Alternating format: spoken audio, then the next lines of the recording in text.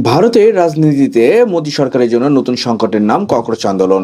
প্রশ্নপত্র ফাঁস ও বেকারত্বের প্রতিবাদে সামাজিক যোগাযোগ মাধ্যমে শুরু হওয়া ককরোচ জনতা পার্টি বা সিজিপি এর ব্যঙ্গাত্মক উদ্যোগ এখন আর কেবল শিক্ষার্থীদের মাঝে সীমাবদ্ধ নেই। শিক্ষামন্ত্রীর পদত্যাগের দাবিতে শুরু হওয়া এই ক্ষোভ দ্রুতই ভারতের সাম্প্রতিক সময়ে সবচেয়ে বড় তরুণ নির্ভর গণ আন্দোলনের রূপ নিয়েছে। দিল্লিতে চলো সংসদ কর্মসূচিতে পুলিশের লাঠিচার্জ ও টিয়ার গ্যাস নিক্ষেপের পর এই আন্দোলনের জনসমর্থন আরও ব্যাপকভাবে বেড়েছে। শিক্ষক, সংস্কৃতি কর্মী, বলিউড তারকা, বিরোধী রাজনৈতিক দল এবং পরিবেশবাদী নেতা সোনম ওয়াংচুকের মতো বিশিষ্ট ব্যক্তিরা এতে যুক্ত হওয়ার পর এটি এখন একটি জাতীয় ইস্যুতে পরিণত হয়েছে। অনেকেই এই বিক্ষোভকে বাংলাদেশের 2024 সালের জুলাই গণ অভ্যুত্থানের সঙ্গে তুলনা করেছেন, তবে রাজনৈতিক বিশ্লেষকরা এখনই এমন উপসংহারে যেতে নারাজ।